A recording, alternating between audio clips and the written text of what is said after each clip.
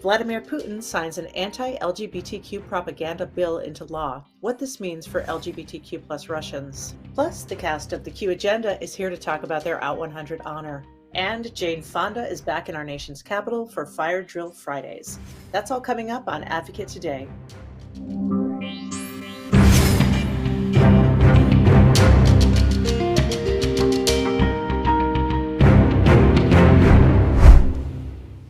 Welcome to Advocate Today. I'm Tracy E. Gilchrist. Russian President Vladimir Putin has signed a legislative package expanding and toughening punishment for activities viewed as LGBTQ propaganda, or what Russian calls non-traditional values. Russia's upper house of parliament approved the bill. The amendments include heavier penalties for anyone promoting non-traditional sexual relations and/or preferences, as well as gender transition. Under the new law, those will be banned across the internet, media, books, audiovisual services, cinema, and advertising. Separately, penalties for such propaganda have now increased, with the fines reaching up to $160,000. With anti-LGBTQ plus sentiment on the rise here in the United States, visibility in the media is more important than ever. This year's Out 100 honorees feature those who are uplifting LGBTQ plus people and promoting positive change. Included on the list is the cast of the Q Agenda. It's an LGBTQ plus centered talk show that focuses on highlighting queer stories and breaking down the issues facing the community. I spoke with the cast to talk about their work and why it's so vital in today's climate. Welcome to the cast of the Q Agenda, Out 100 honorees. We are here with Liana Carrera, Victor Ramos, and Juliana Joel, and thank you for being here. Thanks so much for having us. Of course.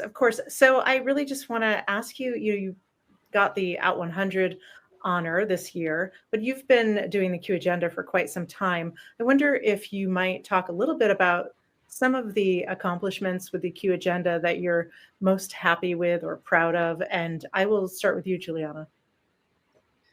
Oh gosh, I think what I'm most proud of is the reaction that we've received to what we do, to being such a unique panel.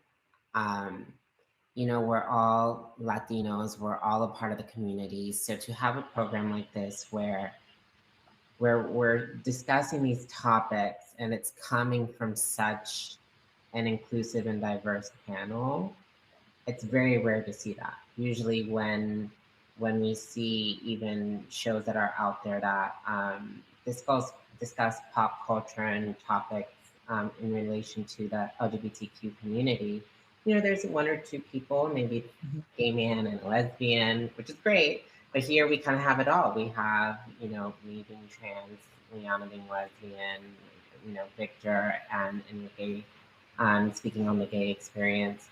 So for me, it's just been the reaction from people who reach out and say how much they appreciate such a diverse outlook on our topic. Wonderful. Thank you for that. Victor, I wonder if you might speak to a show this year that you were really proud of or that really resonated for you and you felt went out into the world in this way that people really felt seen by it. I honestly feel like all of the episodes really individually have like their own like love that you'll attach yourself, because we talk about all different types of topics, etc. I think for me, the most exciting, at least, was us filming in Barcelona and like us being able to showcase, the community in a completely different city, in a completely different country. And for us to all share that experience together and see kind of another side to our community was something that I'll never forget. Yeah, great. Wonderful. And Liana, I wonder if you would speak to what it means to you to be a part of this groundbreaking panel of queer Latinx. I'm not sure, do you want Latinx or Latino? Yeah, you know what? That's such a controversial question. As I've learned since hosting this show, I had no idea. And Tracy, what's been really interesting is that like just joining this cast as like a third generation Americanized, non-Spanish speaking, white passing human. The very first day I came in, I was like, hey, are you sure I'm on the right set? I don't want a Hilaria Baldwin scandal. At that time, it was like, she's not this, she's, and I'm like, I don't want any of that. It's okay. I don't speak Spanish. I was like basically begging to get out of this opportunity. And the executive producers, the owners of LATV, they sat me down like, Liana, there are so many people out there who have that same experience you do, who are completely disconnected for one reason or the other from where their ancestors came from.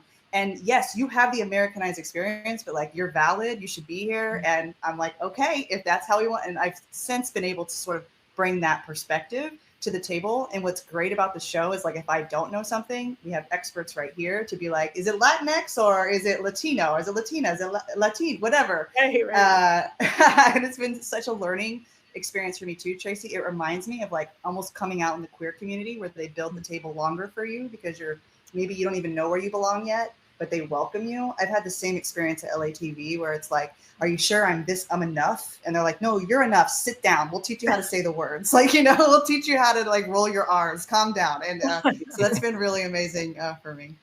Wonderful. Thank you for that. So you're all here because you are an inspiration with this show and in other parts of your career and your lives. And I wonder, would you talk a little bit about who inspires you? And I'll go back to you, Juliana. Who inspires me? Oh gosh. I mean, besides so many people. There are a lot of people who inspire me. Yeah.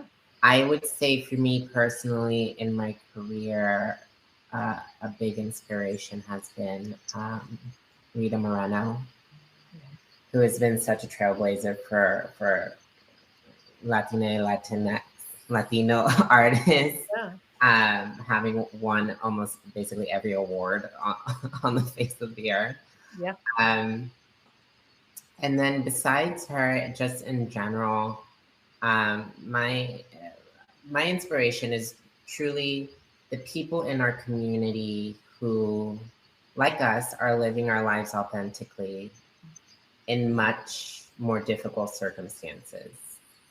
It's easier for me. I'm in LA and, somewhat accepting here. But when I think of and see and hear from the people who live in communities or environments where it's just much more difficult for them to even step outside of their door, and they still do, with their head held high, taking everything that comes to them. And it's a constant reminder to myself of the beauty and strength in being a part of this community. I want to thank the three of you for being here and congratulate you on the Out 100.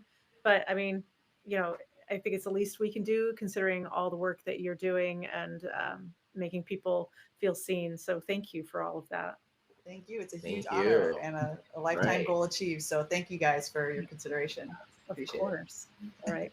Bye. Bye. Thanks to the cast of the Q Agenda for stopping by.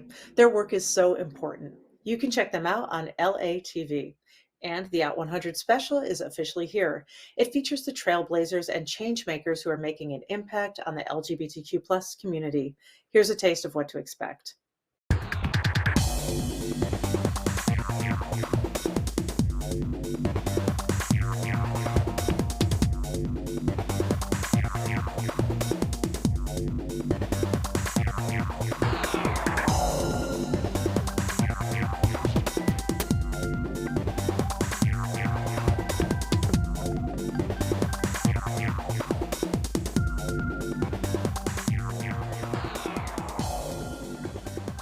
Actress and activist Jane Fonda has hosted her first in-person Fire Drill Friday climate change protest since 2019.